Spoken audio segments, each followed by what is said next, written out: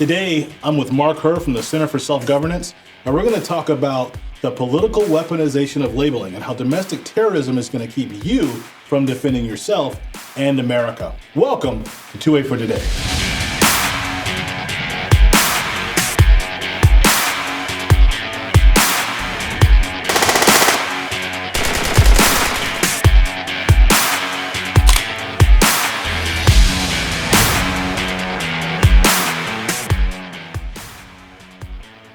For Today is a program where we explore all things Second Amendment, all things that protect, threaten, and violate the Second Amendment rights of all Americans. I'm your host, Zoe. Welcome to 2A for Today. Mark, thank you for joining us on the show today. Thanks for having me back on again. Yeah, it's amazing. It was just a couple of weeks ago. We were in Idaho together, right? Yeah, you got to fly on a World War II plane. Yeah. And that was a good time. Scottish Aviation Limited Bulldog. It was actually a training plane and ground attack plane. It was pretty neat, a two-seater. It was crazy. David was telling me how you were like a little bit nervous about the bumpy part. Just a little bit. You know, it's kind of like water going over rocks. That's how the wind goes over the airplane. But the rocks don't move. The airplane does. And so I'm holding on to the seatbelt, trying to keep my butt to the seat, you know, so when it does go up, I'm stuck to the seat. It was pretty great, actually. Yeah, awesome. Yeah, so anyway, today we're going to kind of dive into a couple of things. One of them is the defense authorization is passed, the bill that we have to pass every 2 years to make sure that we have a standing army in America. That bill has included some language about red flag laws for our military personnel. Can you kind of talk to me a little bit about what the threat is, or how you see the threat with military members being labeled and then also being prevented from, bearing arms? So this doctrine of focusing heavily on military veterans originates with the 1995 bombing of the federal building in Oklahoma City. Timothy McVeigh was a military veteran, and so it was an excuse within the various federal agencies to begin putting some attention into what they referred to as the radicalization of military veterans coming out of the military. And from that point forward, we moved to present day. We can see, like here in 2021 with the January 6th event, that military members, retired military members, veterans, were singled out as radicalized extremists, and then the Pentagon took this role on of, okay, we're going to do a thorough kind of screening of active duty military members that may have ties to what they defined as radical extremist content. That the language used in their terminology is countering violent extremism in 2020, and now they've shifted to new language called preventing violent extremism in 2021. Okay. Wow. Now, I would expect our government to work on international foreign terrorists. How are they able to kind of do that against, American citizens?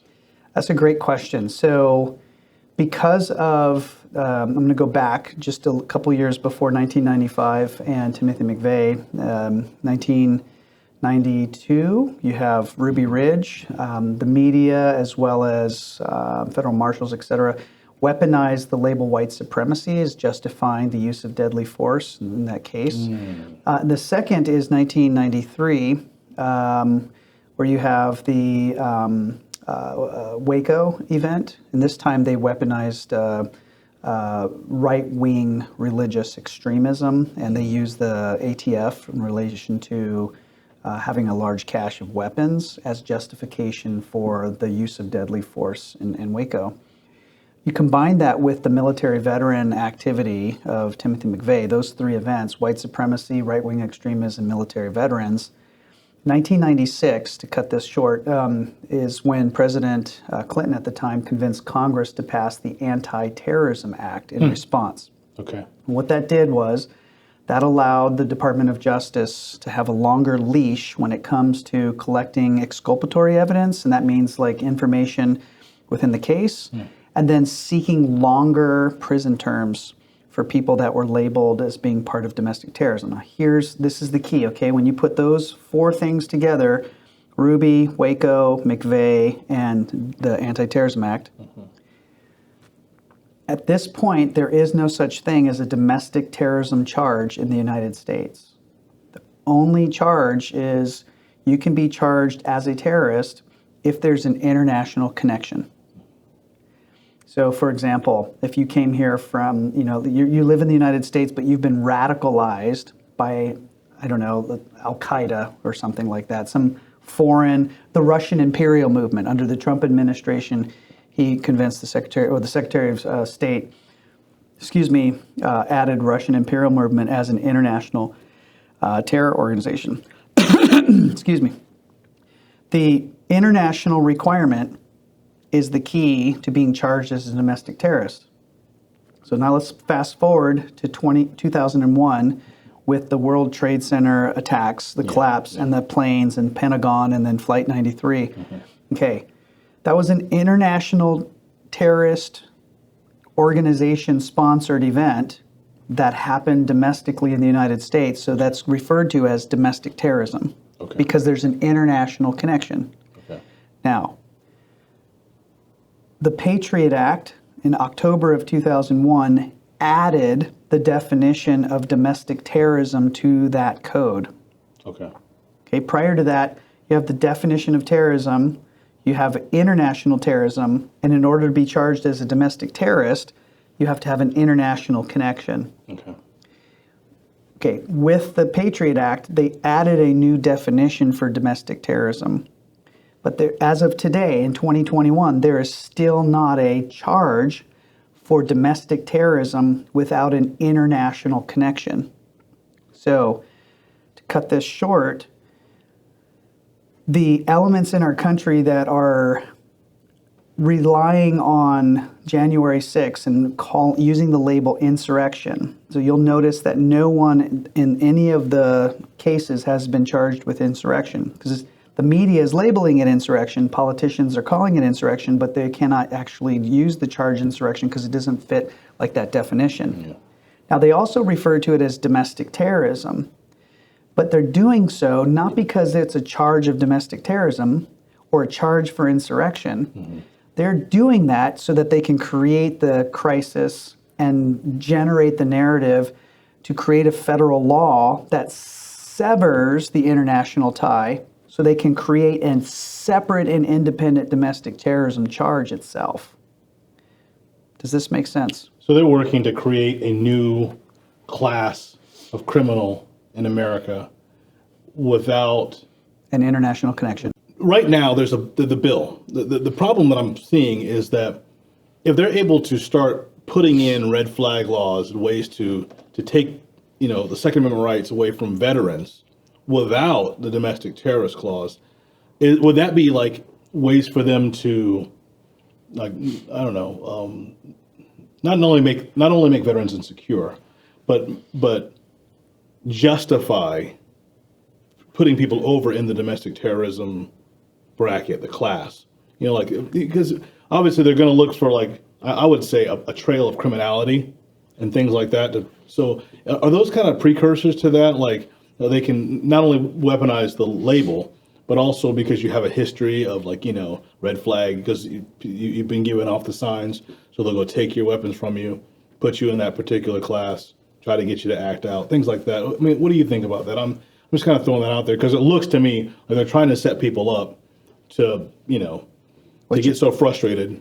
What you're referring to is what we call the honeypot gaslight doctrine, and this is the new legal doctrine that is being employed by some of these federal agencies like the DOJ and the FBI, where they are assuming that you have a propensity to extremism or radicalization. So the interdiction or pre-crime interdiction becomes part of their modus operandi. So, for example, in 2014 or 2015, there was a military veteran who had a stroke in Idaho, in Priest River, Idaho, and the VA doctor basically said, based on the stroke and his mental health, that this was a red flag, and so they were going to come and take the veterans' weapons. Now, individuals got wind of this, including his representative, because he called his state rep, and his state rep called people, and so they all decided to show up the day that the VA was going to show up to confiscate his weapons. Now, the media referred to this as a domestic terrorist event. But the sheriff said, I'm not going to allow the VA to come in to take this veteran's weapons. So the VA backed down, but it was too late. The data point from the media had labeled it a domestic terrorism event. And this was used later, going back to your point, this was used later against one of the Washington state reps that showed up in a future FBI retired investigators report sanctioned by the Democrats, paid for by the Republican Party at the state level, labeling the Priest River event as a domestic terrorism event. But no one was ever charged for domestic terrorism. And the reason for that, and this is the important piece, no one was connected to international designated Secretary of State designated terrorist organizations. That's the key. Okay, now, the representative from Washington State that this report was done was a military veteran. The military veteran in Priest River, this was because of his mental health. Okay, and this has its roots back in 1995 with Timothy McVeigh's bombing of the Oklahoma City as kind of the starting point, the genesis for this concept that military veterans are a national security threat. So hence you see all of these other actions this year with January 6th, the Pentagon and their kind of reaction to, hey, we're going to purge, we're going to look at military service members' social media accounts, and if they're connected to people like Trump or whatever, they started the process of either removing them from office or relieving them or re-educating. The other thing that is in this act that you're referring to is there's a new section on, they've added domestic terrorism language, but they don't reference back to Title 18 in this Defense Authorization Act. Basically says, if you're a military veteran and you engage in acts that appear to intend to intimidate or coerce a civilian population or influence a government policy, then that is grounds for a court-martial. Wow. So yes, honeypot gaslight doctrine, using the red flag, mental health, it's tied to Timothy McVeigh. The advancement of it is January 6th. Now you have the Pentagon, the Department of Defense, and they've added this into the Defense Authorization Act. So you get, officers like Stuart Scheller that are being treated as, a court-martial. Right now he's in the brig for actually speaking about political things, influencing. Right. So that's, he's a product of that. Is that correct? Yeah, it's the other example. Yes, he's in the brig right now, and the justification is that he was ordered not to have any sort of social media interaction, and he did, and so they threw him into the brig as a result of that. And so you can see kind of the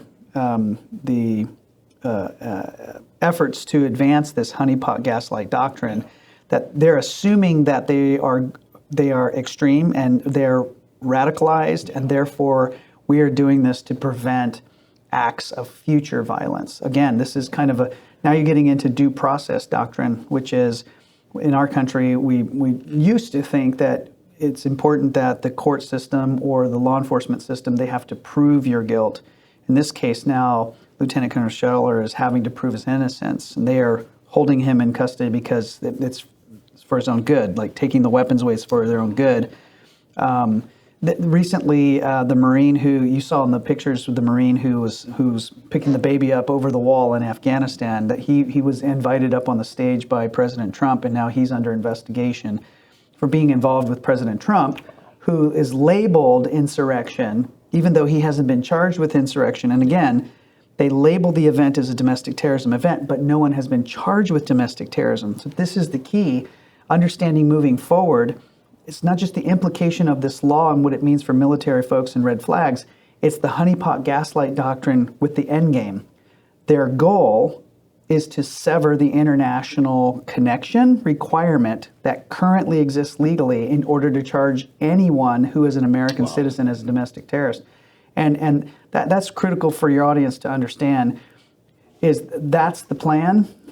So if you want to prevent, if you want to be able to defend America, right, we talked about this before about Plan Z. If you want to avoid Plan Z, then maybe back at Plan M, prevent the international requirement from being severed from the domestic terrorism charge. That's like a right here, right now kind of plan. We can do those things right now as a way of preventing, Plan Z. So how do we, what is your recommendation for action to be able to do that? To prevent it? So I have several recommendations. One is at the state level. Your state is so critical as a layer in our dual federal system to protect you from whether it's your perception of oppression or whether it's real.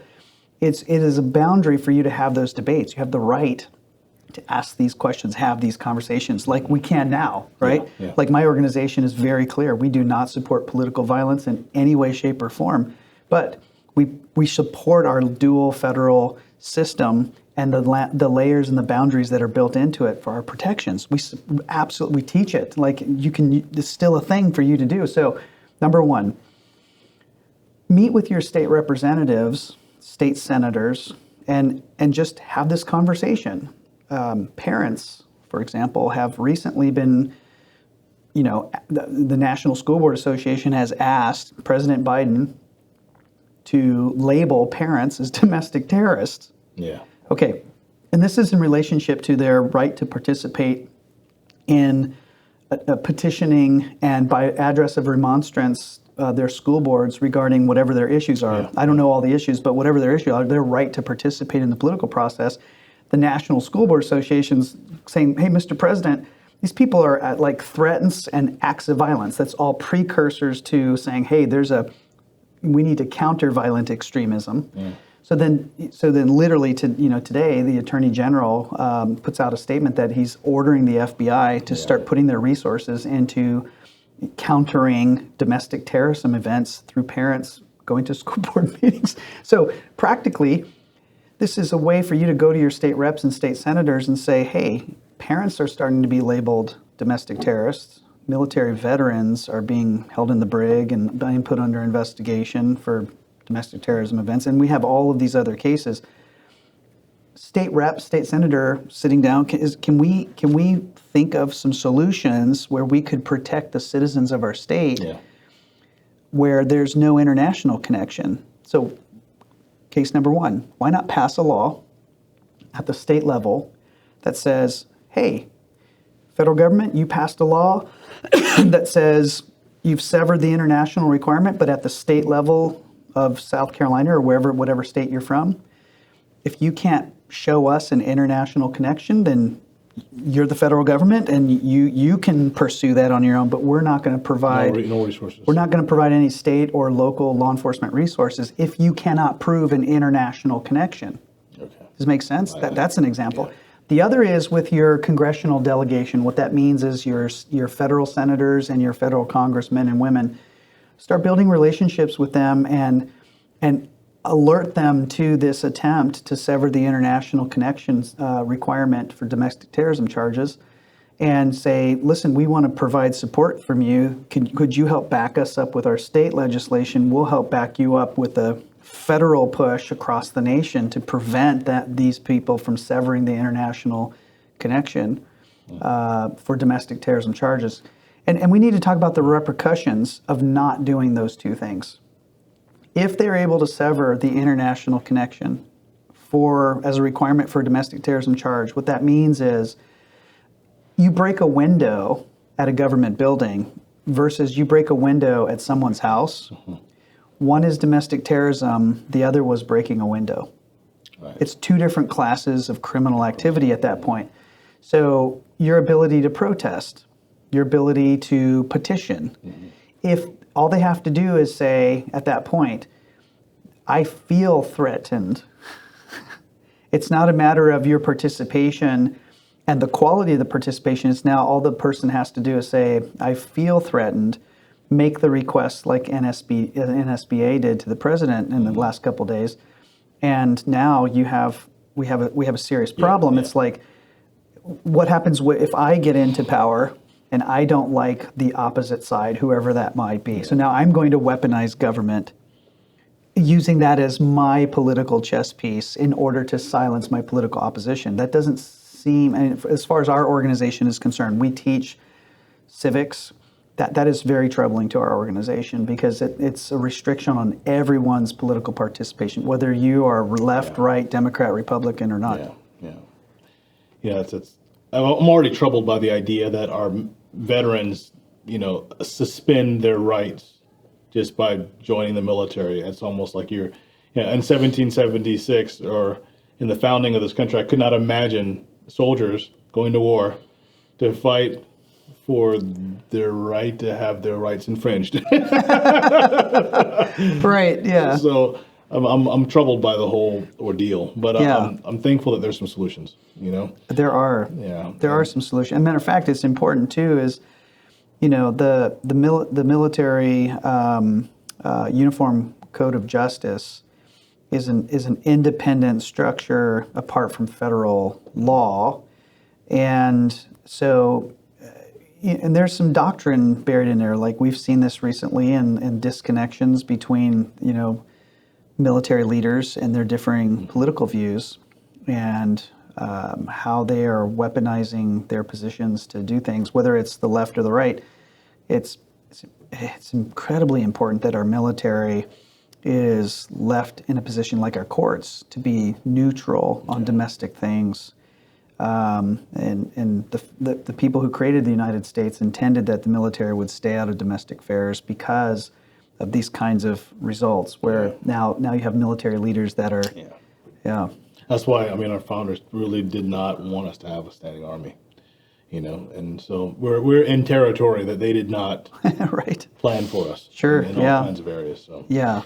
But anyway, I really appreciate you coming on and talking through some of that stuff with me. I can see ramifications, I can see things coming, but I don't exactly know what's coming. And I thank you for, warning us and getting us prepared. Yeah. Well, I hope that you guys find hope that now that you understand what they're doing with the severance and just the word international, that you could use this as an opportunity to build relationships, learn the system, and build a team in your community that can work from Plan M, hopefully avoid Plan Z. Yeah, sounds great, man. Thank you, brother. Thank you, Zoe. That concludes our program today. Thank you for tuning in to 2A for Today.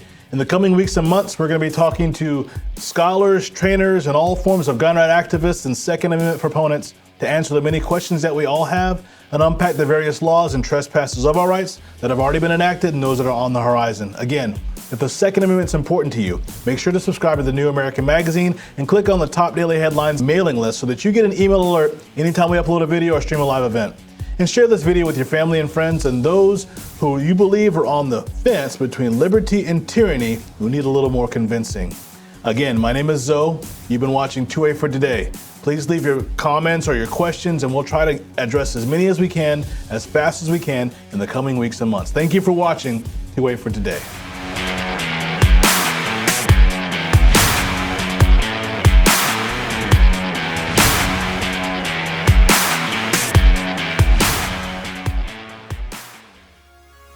We live in a world filled with fear and intimidation, so that the truth won't be spoken. Presented by the New American, the Ben Armstrong Show says the things that others are afraid to say. Ben Armstrong provides information and truth to arm you against the lies. Welcome to the Ben Armstrong Show. The Arizona audit has come in, and despite the fake news by the media, which you knew was going to happen, the Arizona audit proved that the election was stolen, 100% proof, and should be decertified. And yet, how come you didn't hear about the election being decertified immediately? Do you know they had it in the report and they were forced by Republican lawyers to water down in the report the recommendation of decertification? The Ben Armstrong Show. Watch every weekday on thenewamerican.com.